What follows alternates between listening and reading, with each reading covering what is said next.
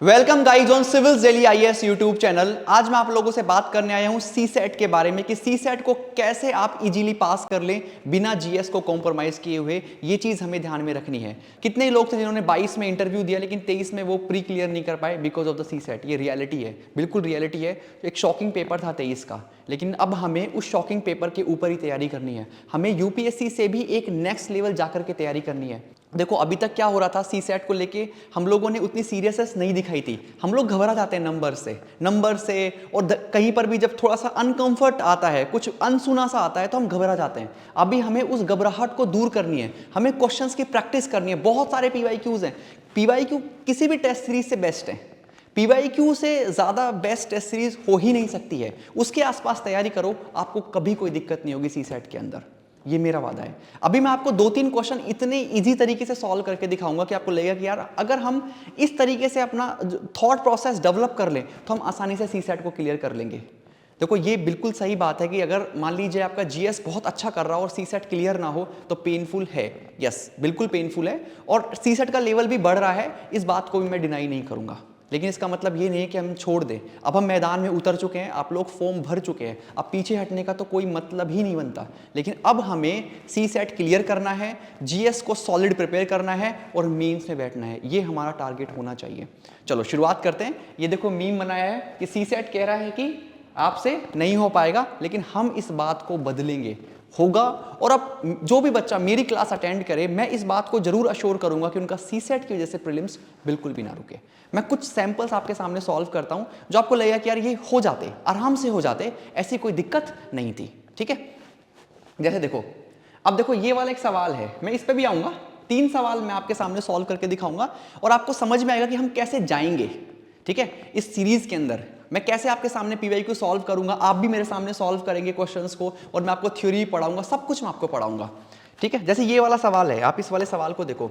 What is a reminder if 2 raised to power 192 इज divide by the 6। अगर 2 की power 192 को आप 6 से डिवाइड करेंगे तो रिमाइंडर क्या आएगा। अब देखो यहां पे बच्चे घबरा गए।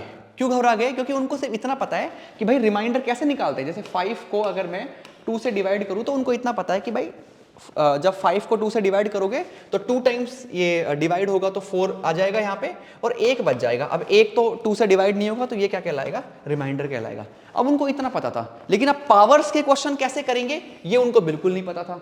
अब इसके 2 तरीके हैं। एक तो जब स्पीड आपको चाहिए, यानी कैट के अंदर आपको स्पीड चाहिए तो आप किसी रिमाइंडर थ्योरम के थ्रू कर सकते हैं। लेकिन अगर हम कॉमन सेंस से करें तब भी ये सवाल हो जाएगा। जैसे समझने की कोशिश करते हैं। अगर यूपीएससी कुछ इस तरह का सवाल दे रही है तो इसका मतलब वो कहीं ना कहीं आपको उत्तर भी दे रही है। आपको बस खोजना है, अपने माइंड को मतलब क्या कह सकते हैं, एग्जाम के अंदर बिल्कुल प्रेजेंट रखना है और जो प्रेजेंस ऑफ माइंड को शो करना है तो आपका वो मतलब सॉल्व हो जाएगा, क्वेश्चन सॉल्व हो जाएगा। देखो इसी चीज को हम लोग एक बार थोड़ा सा सिंप्लीफाई करते हैं। अगर मैं कहूँ कि 2 की पावर 1 है तो आपका क्या आएगा? 2 आएगा। अगर मैं कहूँ 2 की पावर 2 है तो आपका क्या आएगा? 4 आएगा। 2 की पावर 3 है तो आपका क्या आएगा? 8। 2 की पावर 4 है तो 16। 2 की पावर 5 है तो 32। ठीक है, इन सबको आप 6 से डिवाइड करके देखो। अगर मैं इसको 6 से डिवाइड करूंगा तो रिमाइंडर कितना आया? 2। इसको मैं अगर 6 से डिवाइड करा तो रिमाइंडर कितना आया? 4। ठीक है, अगर मैं इसको 6 से डिवाइड किया तो रिमाइंडर कितना आया? 2। अगर मैं इसको 6 से डिवाइड किया तो रिमाइंडर कितना आया? 4। अगर मैं इसको 6 से डिवाइड किया तो रिमाइंडर आया 2। आगे और कर लो, 2 की पावर 5 होगी ना, 2 की पावर 6, ये कितना है? 64। फिर मैं अगर इसको 6 से डिवाइड करूंगा तो रिमाइंडर कितना आएगा? 4। तो आप देखो कि 2 ही रिमाइंडर आएंगे। अगर आप 2 की पावर 192 को मतलब अगर 2 की पावर 192 का तो हमें रिमाइंडर निकालना है, लेकिन मेरा कहने का मतलब है कि अगर 2 की पावर 1, 2 की पावर 2 या 2 की पावर 3, 2 की पावर 4 मतलब 2 की किसी भी पावर को अगर आप 6 से डिवाइड करोगे तो रिमाइंडर क्या तो 2 आएगा, क्या 4 आएगा। मतलब 2 ही रिमाइंडर आएंगे। आप देख लो पैटर्न यही आता है। और एक पैटर्न आराम से दिख रहा है कि अगर इवन पावर है, सॉरी अगर ओड पावर है, जैसे 1 पावर थी यहाँ 3 पावर थी और यहाँ 5 पावर थी, तो ये देखने को मिल रहा है कि अगर ओड पावर है तो रिमाइंडर आ रहा है 2 और अगर इवन पावर है तो रिमाइंडर आ रहा है 4। ठीक है, ओड पावर है तो रिमाइंडर आ रहा है 2 और अगर इवन पावर है तो रिमाइंडर आ रहा है 4। ठीक है, ये दिख रहा है आराम से कि भाई 2 की पावर 1 उसको 6 से डिवाइड किया 2, 2 की पावर 2, इसको 6 से डिवाइड किया तो 4, 3 को किया तो फिर से 2, 4 को किया तो रिमाइंडर 4, 5 को अगर 6 से डिवाइड किया तो 2 और 6 को किया तो फिर से 4, यही आ रहा है 2 4 2 4 2 4। और आगे भी करते जाओ, अगर आप चाहो तो 2 की पावर 7 को देख लो, 2 की पावर 7 क्या है 1 2 8, अगर इसको 6 से डिवाइड करो तो रिमाइंडर कितना आ रहा है 2, ठीक है। तो ओड पावर में रिमाइंडर कितना आएगा 2 और इवन पावर में रिमाइंडर कितना आएगा 4, ठीक है। अब ये क्या है 192 क्या है इवन पावर, तो 6 से डिवाइड करेंगे तो रिमाइंडर क्या आना चाहिए 4, तो आंसर क्या होगा इसका डी, आंसर क्या होगा इसका डी। इसको रिमाइंडर थ्योरम से भी कर सकते हैं ताकि आप फ्यूचर के लिए प्रिपेयर रहो। मतलब एक तो ये तो तरीका है, आप आराम से थोड़ा सा दिमाग लगाएंगे तो सॉल्व हो जाएगा, लेकिन किसी और सवाल के लिए जहां पे ये पूछा गया है तो आप रिमाइंडर थ्योरम भी प्रिपेयर कर सकते हैं। लेकिन मैं कभी भी फॉर्मूला को अप्रिशिएट नहीं करता क्योंकि हम भूल जाते हैं, और कई हमेशा जो फॉर्मूला होते हैं ना वो किसी स्पेशल कंडीशन के अंदर लगते हैं, अगर वो कंडीशन होल्ड ही नहीं हो रही है तब वो फॉर्मूला नहीं लगते हैं, तो ये भी प्रॉब्लम है, ठीक है। जैसे मैं छोटा सा एग्जांपल देता हूं कि आप रिमाइंडर थ्योरम से इसको कैसे कर सकते हैं। देखिए रिमाइंडर थ्योरम ये कहती है, ठीक है ध्यान से सुनो, अगर मान लो आप रिमाइंडर थ्योरम से करते तो कैसे करते, और शायद हो सकता है कि फ्यूचर में कोई सवाल आए तो आप उसको कैसे रिमाइंडर थ्योरम से कर पाएंगे। ये वैल्यू एडिशन मैं हमेशा करूंगा हर लेक्चर के अंदर, ठीक है। ध्यान से देखो, अगर देखो ये थ्योरम ये कहती है अगर आप किसी भी एक्सप्रेशन को कुछ इस तरीके से, आप किसी भी एक्सप्रेशन को कुछ इस तरीके से तोड़ दो, अगर आप किसी भी एक्सप्रेशन को कुछ इस तरीके से तोड़ दो ax माइनस 1 की पावर n अपॉन a, अगर आप ऐसा बना दो, मतलब ये भी तो कुछ वैसा ही है ना 2 192 अपॉन 6, ये भी कुछ वैसा ही है। अगर मैं इसको कुछ ऐसा बना दूं a की power x minus 1 n upon a, अगर ऐसा बना दूं तो n के इवन होने पे जो रिमाइंडर है वो क्या आएगा 1, और n के ओड होने पे जो रिमाइंडर है, n के जो ओड होने पे रिमाइंडर है, ठीक है, ओड होने पे जो रिमाइंडर है वो आएगा a माइनस 1, ठीक है, और n के ओड होने पे रिमाइंडर है वो क्या आएगा a माइनस 1। मैं फिर से बोल रहा हूं, आप एक बार थोड़ा सा ध्यान दो यहां पे, आराम से घबराओ मत बिल्कुल भी, है ना। आप सेशन के अंदर लाइव रहेंगे मेरे साथ में क्वेश्चन पूछने के लिए, तो चिंता मत करो, ठीक है। आप ध्यान से देखो, फिर से देखो a की पावर x माइनस 1 की पावर n है और बटे में a है। मैं क्या कह रहा हूं, इस एक्सप्रेशन में जो अगर ये n जो पावर में है, अगर ये n इवन है तो आपका जो रिमाइंडर आएगा वो 1 आएगा, ठीक है, और अगर ये n ओड है तो आपका जो रिमाइंडर आएगा वो आएगा a माइनस 1। ये आपको याद रखना है, ठीक है, क्या आएगा a माइनस 1 आएगा। अब मैं इस जो फॉर्मूला है इससे इस सवाल को करने की कोशिश करता हूं, ठीक है, ध्यान से देखो, इस सवाल को मैं करने की कोशिश करता हूं, इसको हम रिमाइंडर थ्योरम बोलते हैं। देखो ये हमारे पास में क्या है 192 अपॉन 6 है। अब इसको ऐसा बनाने की कोशिश करते हैं हम लोग, देखो 2 ही रहेगा ये, और बटे में कितना आ जाएगा 2 और 3, एक पावर काटो तो ये आ गया 2191 अपॉन 3, ठीक है, ये आ गया। अब इसको मैं कैसे लिख सकता हूं 2191 अपॉन 3 को, इसको मैं लिख सकता हूं, देखो 3 इंटू 1 माइनस 1 अपॉन 191 अपॉन 3। देखो ऐसा बना कि नहीं, इधर देखो ये बना 3 इंटू 1 माइनस 1 और इसकी पावर 191 अपॉन 3, तो ये बन गया आपके पास में ax माइनस 1 की पावर n अपॉन a, यही फॉर्म बन गई।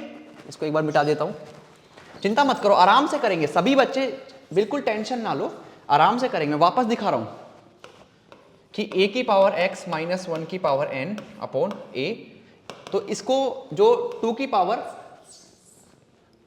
192 अपॉन 6 था तो इसको मैंने बना लिया 2 की पावर 191 अपॉन 3, ठीक है, क्योंकि मैं इसको ऐसे लिख सकता हूं 2 की पावर 192 अपॉन 2 इंटू 6। अगर अब ये देखो यहाँ पे पावर 1 है, और जब सेम बेस होता है तो पावर अगर डिवीजन में है तो सब्ट्रैक्ट हो जाएंगी, तो 192 में से 1 जाएगा तो 191 बन जाएगा। तो यहाँ आ गया आपके पास में 3 इंटू 1 माइनस 1, इसकी पावर 191 अपॉन 3, ठीक है, ये बन गया, तो ये बिल्कुल ऐसा बन गया। तो a का वैल्यू यहाँ पे क्या है, a का वैल्यू है यहाँ पे 3, ठीक है। अब देखो यहाँ पे अब पावर कैसी है, ओड। मैंने आपको बताया था कि अगर ओड पावर होगी तो जो रिमाइंडर आएगा वो कितना आएगा, रिमाइंडर आएगा वो कितना आएगा, रिमाइंडर आपका आता है a-1, इसका मतलब 3 - 1 = 2। लेकिन आपको अब इसको हमने क्या करता है, इस एक्सप्रेशन को एडजस्ट किया था, ये हमें एज इट इज नहीं मिला था।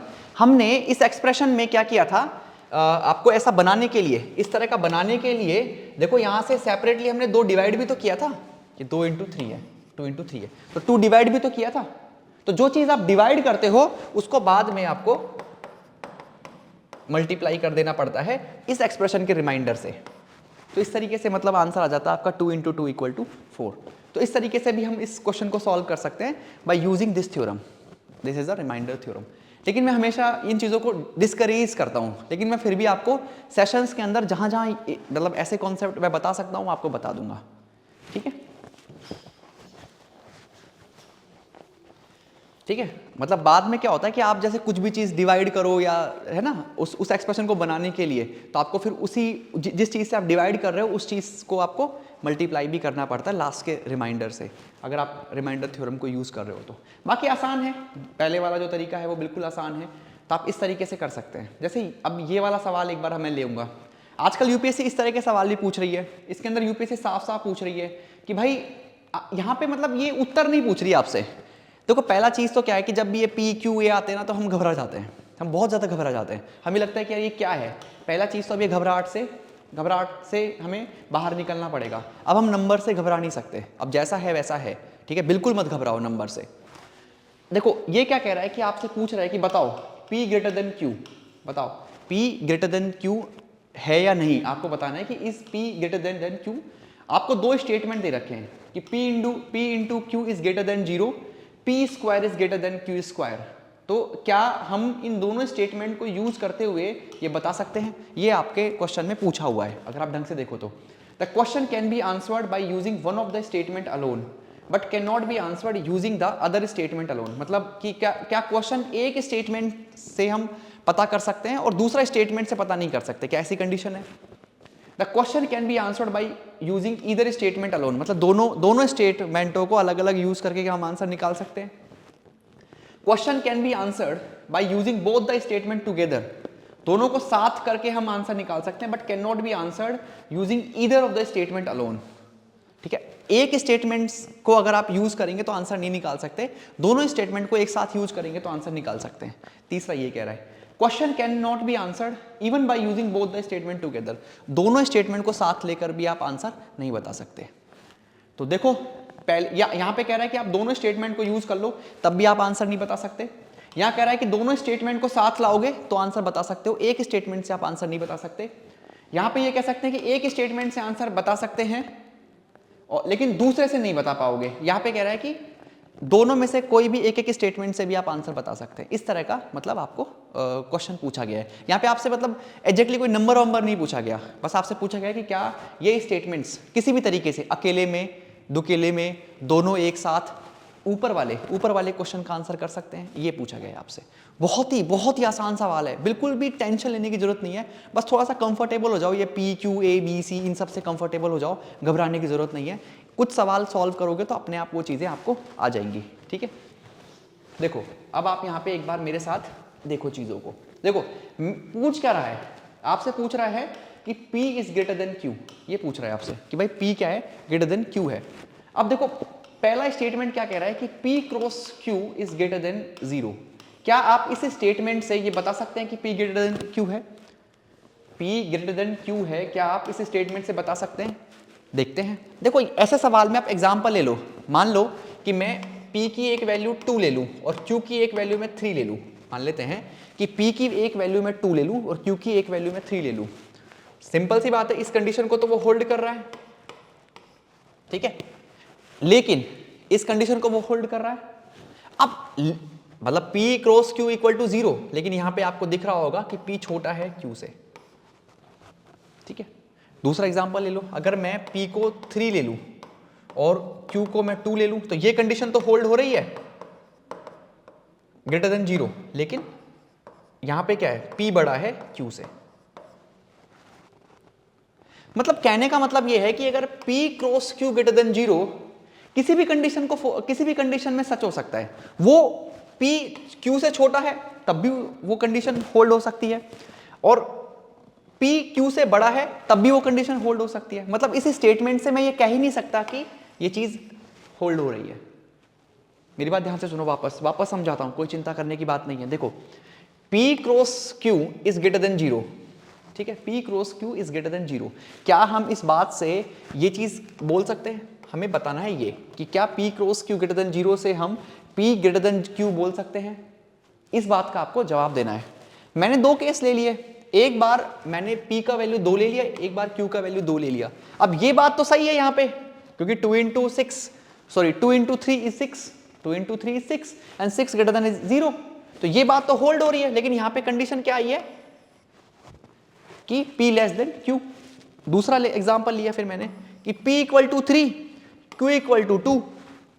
अब ऐसे केस में ये कंडीशन तो होल्ड हो रही है, लेकिन यहाँ पे इस समय P ग्रेटर देन Q है, तो पता ही नहीं चल रहा कि वास्तव में है क्या, क्योंकि चाहे तो आप P को Q से छोटा ले लो या Q को P से छोटा ले लो, ये चीज तो होल्ड हो जाएगी।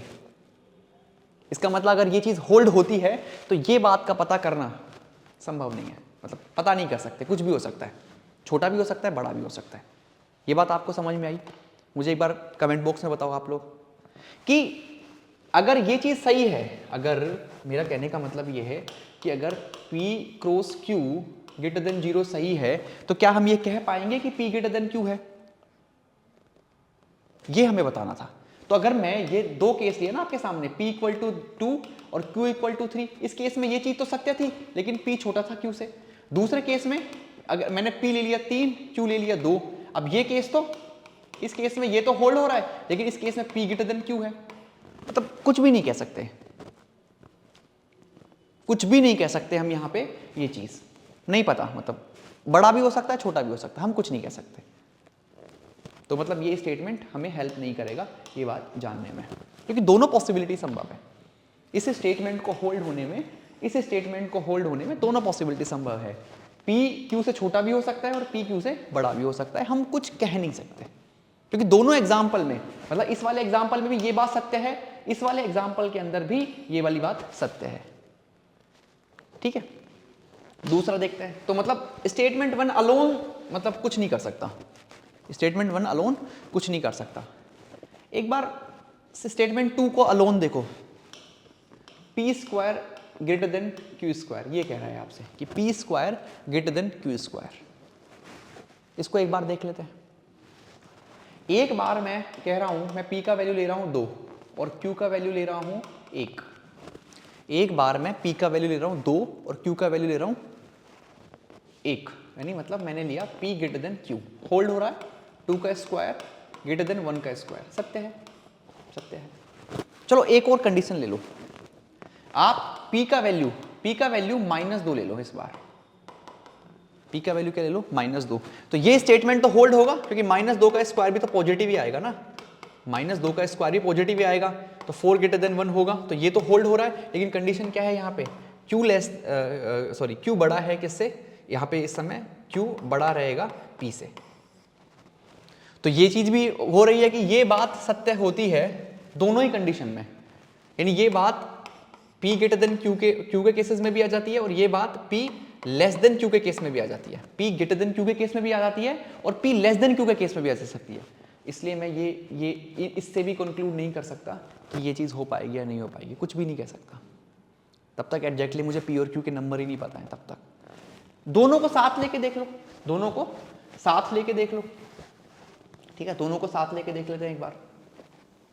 अब दोनों को जब आप साथ लोगे, मतलब कहने का मतलब है कि मैं ये मान रहा हूं कि P क्रॉस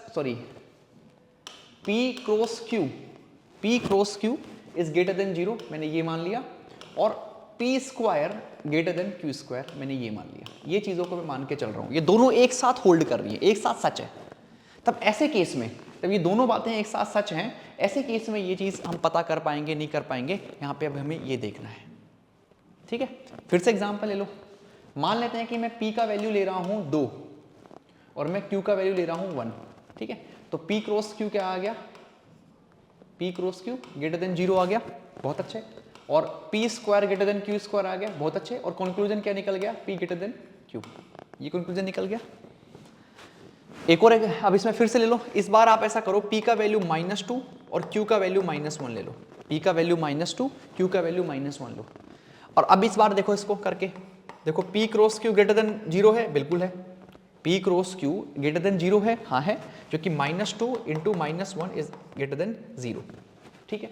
और p स्क्वायर q स्क्वायर का क्या होगा, तो p square greater then q square, ये भी होल्ड हो रहा है, लेकिन इस बार q बड़ा है p से। दोनों होल्ड हो रहे हैं ना, दोनों सच हो रहे हैं, दोनों सच हो रहे हैं, तब भी ये केस आ रहा है कि p ग्रेटर देन q भी हो सकता है और q ग्रेटर देन p भी हो सकता है। फिर से मैं कुछ नहीं कह सकता, इसका मतलब चाहे मैं इसको अकेला ले लूं तब भी मैं आंसर नहीं पता कर सकता, मैं इसको ले लूं तब भी पता नहीं कर सकता अकेले को, और मैं इन दोनों को साथ ले लूं तब भी मुझे पता नहीं कर सकता कि सच में p ग्रेटर देन q है या नहीं है, अनटिल अनलेस मुझे एग्जैक्टली p और q पता ना हो। तो ऐसे केस में answer will be the D, कि the question can not be answered even by using the both the statement together. देखो यहां ऐसे सवाल, और ये सवाल ऐसा नहीं है पहली बार आए हैं, आप देखो इन सवालों का पैटर्न, आप विश्वास नहीं करोगे, इन सवालों का पैटर्न 21 में भी है, 22 में भी है। तो आप ये कह नहीं पाओगे कि यार ये सवाल पहली बार पूछ लिया। ऐसे सवालों का पैटर्न आपको पिछले सालों के पेपरों में दिख जाएगा, तो आपको तैयार रहना होगा ऐसे सवालों के लिए। और चिंता करने की कोई बात नहीं है, आप जब 10-5 सवाल सॉल्व करोगे ऐसे नंबर्स लेकर के, ऐसे ऐसे केस बना करके, तब आपका दिमाग ऑटोमेटिकली उन चीज़ों में काम करना शुरू कर देगा, ठीक है। एक और सवाल सॉल्व करवाता हूँ मैं आप लोगों को, एक और सवाल मैं सॉल्व करवाता हूँ, ठीक है। ये वाला सवाल देखो, आजकल ये नए तरह के सवाल आए हैं जो पूछे जा रहे हैं, इनमें भी कोई बहुत बड़ा तुर्रम खान वाली बात नहीं है, बस थोड़ा कॉमन सेंस लगाएंगे तो आसानी से हो जाएंगे, ठीक है। जैसे मैं छोटा सा एग्जांपल देता हूं, ये क्या कह रहा है कि AB और CD are two digit numbers, multiply the AB with CD result in the 3 digit number DEF। क्या कह रहा है कि अगर आप AB और CD को मल्टीप्लाई करोगे तो आपके पास क्या आएगा, DEF, क्या आ जाएगा आपके पास में, DEF। उसके बाद में क्या कह रहा है कि अगर आप DEF को GHI के साथ सम करते हैं तब आपके पास में आएगा 975, आपके पास में आएगा 975, ये कह रहा है, बहुत अच्छे। इसने ये भी कह दिया कि A B C D E F G H I ये सारे क्या हैं, डिस्टिंक्ट डिजिट हैं, मतलब एक जैसे नहीं है, सब अलग अलग डिजिट्स हैं, कोई भी एक नहीं है। और कह रहा है कि E कितना है 0 और F कितना है 8। तो आपसे पूछ रहा है कि A plus B plus C किसके बराबर होंगे, ये पूछ रहा है आपसे। बहुत मुश्किल नहीं है, आपको बहुत मुश्किल लग रहा होगा, फिर मैं बोल रहा हूं कि ABCD से घबराना छोड़ दो, आसान है। अगर आपको बेसिक सम आते हैं, बेसिक मल्टीप्लिकेशन आता है तो सब आसान है, घबराओ मत, आप करते हैं। देखो ये क्या कह रहा है, E का वैल्यू 0, F का वैल्यू 8, इसका मतलब D 0 8 GHI 975, ठीक है, ये क्लियर है। आपने क्या किया, E की जगह 0, F की जगह 8 रख दिया। अब देखो, अब यहां पे 5 आ रहा है, 5। अब बताओ 8 के अंदर ऐसा कौन सा डिजिट जोड़े, आप बताओ मुझे, 8 के अंदर ऐसा कौन सा डिजिट जोड़े ताकि 5 यूनिट डिजिट आ जाए, मतलब यहां पे 5 आ जाए। आप यहां पे 1 रखो, 8 और 1 9 होगा। आप यहां पे 2 रखो, 8 और 2 10 होगा। 8 के बाद 3 रखो, 11 हो जाएगा, नहीं हो रहा। यहां पे आप कब होगा, जब आप यहां पे 7 रखेंगे। तो अगर आप I की जगह 7 रखेंगे ना, I की जगह आप 7 रखेंगे तब जाके यहां पे 5 आएगा, ठीक है। तो यहां पे मेरे को I की वैल्यू पता चल गई और वो वैल्यू क्या है 7। I की वैल्यू पता चल गई और वो वैल्यू क्या है 7 है, बहुत अच्छे। अब जब I की वैल्यू यहाँ 7 है, 7 पता चल गई, तो यहाँ 5 है, तो 8 और 7 क्या हो गया 15, और एक क्या चल जाएगा यहाँ पे कैरी।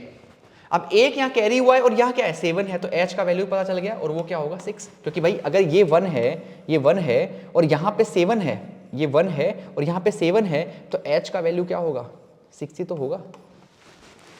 तो यहाँ पे मुझे H का वैल्यू भी पता चल गया, बहुत अच्छे। मेरे को E का वैल्यू 0, F का वैल्यू 8, I का वैल्यू 7, H का वैल्यू 6, ये मुझे पता चल गया, ठीक है। हमें निकालना है A plus B plus C, मतलब हमें ABC पता होना चाहिए। देखते हैं कैसे करते हैं अब आगे। अब यही एक्सप्रेशन कैसा बन गया आपके सामने, यही एक्सप्रेशन आपके सामने बन गया कुछ इस तरीके से। यही एक्सप्रेशन आपके सामने बन गया D08, ठीक है। G मुझे मालूम नहीं है, ठीक है, और H का वैल्यू मेरे पास में क्या है 6, कहाँ है H का वैल्यू 6 है, और आई का वैल्यू मेरे पास में 7 है और नीचे क्या है मेरे पास में 975। और यहां से मुझे साफ साफ पता चल रहा है, साफ साफ ये पता चल रहा है कि डी और जी का जो सम है, डी और जी का सम है वो क्या है 9 है। मतलब ये पता चल गया मुझे कि डी और जी है उसका सम कितना है 9 है। अब देखो डी और जी का अगर सम 9 है तो ऐसे केस में आप देखो क्या क्या कॉम्बिनेशन बन सकते हैं 9 के लिए। जैसे मान लीजिए 9 कैसे कैसे आ सकता है, 0 और 9 से आ सकता है, 1 और 8 से आ सकता है, 3 और 6 से आ सकता है, इसके बाद में ये आ सकता है आपके पास में क्या 4 और 5 से आ सकता है, यही कॉम्बिनेशन बनते हैं। ठीक है, 5 4 बन सकता है, वो तो उल्टे भी, मतलब ये चीज उल्टे में भी जा सकती है। लेकिन आपको पता होगा कि जो डिजिट्स हैं वो डिस्टिंक्ट हैं। आपको पता होगा कि जो डिजिट्स हैं वो डिस्टिंक्ट है। अब देखो अगर मान लीजिए 6 पहले आ चुका है तो 6 नहीं आ सकता, 7 पहले आ चुका है तो यहाँ जैसे एक और कॉम्बिनेशन बनता है 2 और 7, 2 और 7 का कॉम्बिनेशन भी बनता है तो वो भी नहीं आएगा, 2 और 7 भी नहीं आएगा। देखो अब 1 आ चुका है क्या, 1 और 8, हाँ 8 आ चुका है देखो, तो ये भी नहीं आएगा। 0 और 9, एक सेकेंड, 9 आ चुका है क्या, एक सेकेंड, 6 7, हाँ 0 आ चुका है, देखो 0 आ चुका है तो ये भी नहीं आएगा। तो एंड ऑफ द डे जो कॉम्बिनेशन बना है वो बना है कितना, डी और जी का कॉम्बिनेशन है वो ये बन सकता है 4 और 5। क्या बन सकता है, 4 और 5 ही बन सकता है डी और जी का कॉम्बिनेशन, क्योंकि बाकी जगह तो जो डिजिट्स हैं वो पहले यूज हो चुके हैं और हमें ये भी कह रखा है कि भाई जो डिजिट्स हैं वो क्या है, डिस्टिंक्ट डिजिट्स हैं। ठीक है, बहुत अच्छी बात हो गई। अब देखो, अब इस वाले एक्सप्रेशन को भी थोड़ा यूज कर लो। देखो ए बी सी डी और यहाँ पे आ गया एफ, एफ क्या है भाई, एफ 8 है, एफ यहाँ पे क्या है 8 है, तो डी ई और ये हो गया 8। अब देखो हमारे पास में डी है और हमारे पास में जी है और ये इनमें से कोई 4 है, इनमें से इन दोनों में से कोई 4 है, इन दोनों में से कोई 5 है। वैसे आंसर यहाँ पे आ चुका है, मैं समझाता हूँ कैसे। देखो इसको एक बार ध्यान से देखो कि आंसर कैसे आ गया है, A B C D E F G H I. ठीक है आंसर, ठीक है। आई क्या है, आई क्या आया था बताओ, जी एच आई 7, एच क्या आया था 6, जी हमें पता नहीं है 4 या 5 में से कुछ है, एफ कितना है, एफ हमारे सामने है 8 दे रखा था, ई क्या है 0 है, डी भी क्या है 4 और 5 में से कुछ है। ठीक है, तो एबीसी क्या है, ए 0 सॉरी 1 2 3 में से कुछ होगा, बी भी क्या है 1 2 3 में से कुछ होगा, सी भी क्या है 1 2 3 में से कुछ होगा। और आपको एग्जैक्टली उसने पूछा नहीं है कि एबीसी क्या है, आपको सम बताना है। तो एबीसी का सम क्या होगा, मतलब 1 2 3 तो एबीसी में एबीसी है वो 1 2 3 में से ही कुछ है, तो तीनों को जोड़ दोगे तो आंसर क्या आना चाहिए आपके पास 6। आपको एग्जैक्टली एबीसी नहीं जानना था, यहाँ पे आप जान सकते हो मेथड लगा करके प्रोसेस करके, पर हमें एग्जैक्ट एबीसी नहीं चाहिए, इवन हमें एग्जैक्ट डी और जी क्या है वो भी नहीं चाहिए। तो आप इतने प्रोसेस करके पता कर सकते थे, क्योंकि आपको देखो डी 4 और 5 में से कुछ होता, जी भी 4 और 5 में से कुछ होता, ई आपको पता दे रखा था, एफ दे रखा था, एच आई आपने पता कर लिया था। अब आपको पता है क्लियरली कि एबीसी 1 2 3 में से कोई है, यानी अगर ऐसा हो सकता है कि 1 2 3 हो, ये 2 हो, ये 1 हो, ये 3 हो, पर हमें एग्जैक्टली जानने की जरूरत ही नहीं है, हमें तो उसका सम चाहिए। तो मतलब एबीसी में से कोई 1 है, कोई 2 है, कोई 3 है, और इनको सम कर लो तो किसी भी कॉम्बिनेशन में, चाहे एबीसी कुछ भी हो, किसी भी कॉम्बिनेशन में इनका जो सम होगा वो 6 ही होगा। तो आंसर विल बी ए। तो इस तरीके से हम लोग पीवाई को सॉल्व करेंगे, सारे के सारे पीवाई को सॉल्व करेंगे। बस मुझे आप लोगों का सपोर्ट चाहिए, आप लोगों का प्रेजेंस चाहिए मुझे, क्योंकि मेरी भी एक प्रतिबद्धता है कि सीसेट की जैसे मैं आपका प्रीलिम्स नहीं रुकने दूं। लेकिन आप लोग कितना कमिटेड हैं इस चीज़ के लिए, वो मेरे लिए सबसे इंपॉर्टेंट है। Thank you so much guys.